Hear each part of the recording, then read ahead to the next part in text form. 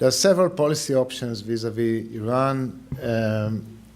The American administration opted for engagement, and while I think this is a legitimate policy course, some questions must be asked about it, and we in Israel ask a lot of questions, and I think everybody in our region asks the same questions about engagement.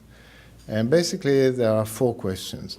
The first question is, what is the exact goal of engagement? How do you define it? How do you measure success or failure of engagement?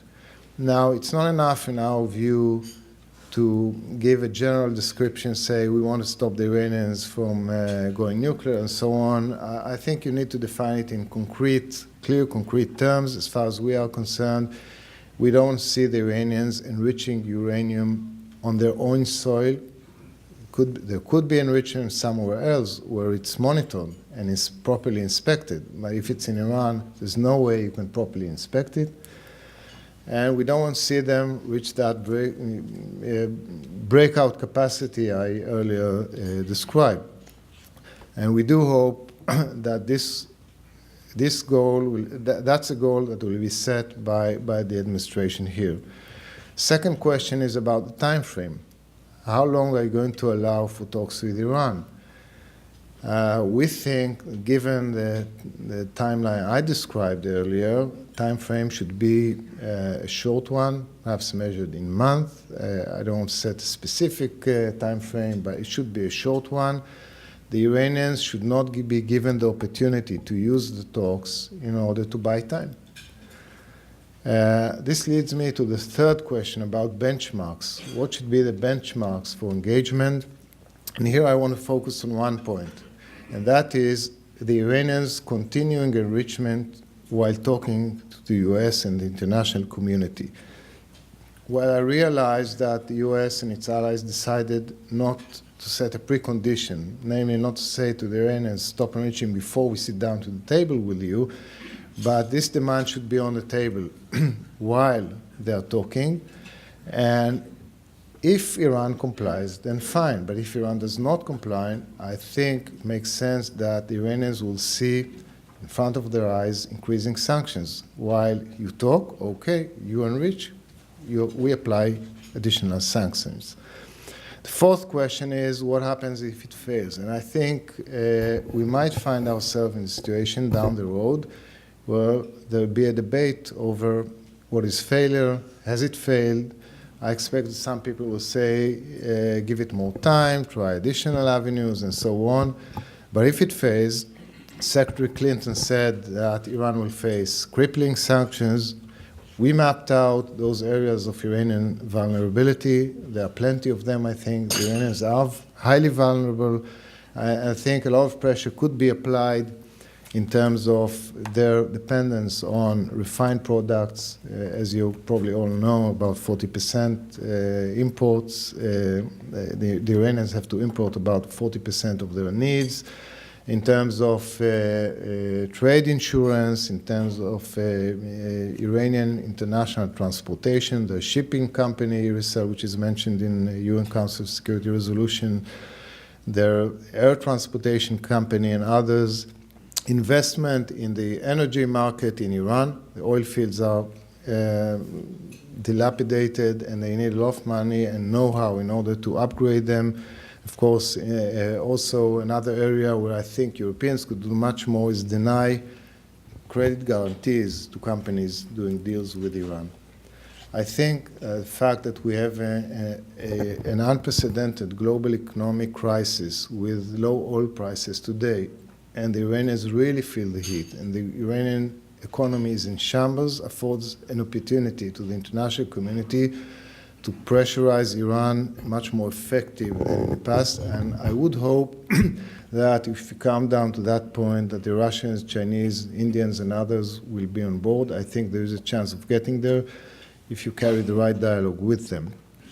As far as Israel is concerned, I'll just make the following points. When we say that nuclear Iran is unacceptable, we mean it. When we say that all options are on the table, we mean it. We're serious about it, and we recommend others to regard it in the same way. I think that if you really want diplomatic and economic pressures on Iran to work, you must maintain all options on the table, because if they think that all options are not on the table, I think it will encourage them to defy those sanctions and pressures. Let me now say a few words about Gaza. I'm often asked here by people, why did you stop your operations in Gaza? Why didn't you go the whole way and crush Hamas? And I want to say that policy is about choosing between options. And when we got to the point where we decided it was unbearable, firing of rockets, and we have to take actions, we were faced with two basic policy options. One was to topple the Hamas regime in Gaza, and the other one was to beat Hamas in such a way so as to create sufficient deterrence so that they would stop the firing for a long time, and to find a proper solution for the smuggling of weapons from Egypt to Gaza. Now, we ultimately opted for the second option, the latter, and not for the first, or if I could borrow a phrase from Tom Friedman. He asked, what's the Israeli aim? Is it to educate Hamas, or is it to eradicate Hamas? So it was to educate Hamas. The reason for that being that in order to topple the Hamas regime, we believe that we should have employed major forces, divisions, to occupy the whole of Gaza, to stay there for a very long time, to assume responsibility for 1.5 million civilians in Gaza, and with a questionable exit strategy. I mean, I don't think the PA would assume responsibility over Gaza on Israeli bayonets, and I don't think anybody in the international community would guarantee us that they will replace us. And beyond all of this, having said all of this, Gaza is not the number one challenge that we face. I mean, it's a pressing issue, but it's not that we have Iran, we have Hezbollah, we have other issues. So we decided that what we should do is create enough deterrence and stop when we stop, and not go the full way. I think in retrospect, Hamas was badly beaten. I don't think they've ever been beaten in such a way before. I think we have created sufficient deterrence for the time being, at least. The situation is quiet, hardly any firing of rockets. If there is, Hamas is trying to enforce the ceasefire on other factions. They won't say it publicly, but that's what they're trying to do. They have an interest in a quiet situation. And as regards smuggling, I think the Egyptians are doing today much more than they have ever done. It doesn't mean that they meet our full expectations. There's much more that could be done. But I think smugglers feel the heat of the Egyptian pressure today. How do I know? Because the prices of weapons in Gaza skyrocketed. That's how I know. That's the best proof, I think. So I'm not saying that they are not smuggling, but the situation is much better than it used to be, and the alternative for what the Egyptians are doing would be for the Israelis to conquer that corridor of Rafah and stay there for a long time. And again, I don't know who would replace us. And this is part of our lessons from Lebanon. In Lebanon in 2006, we beat Hezbollah.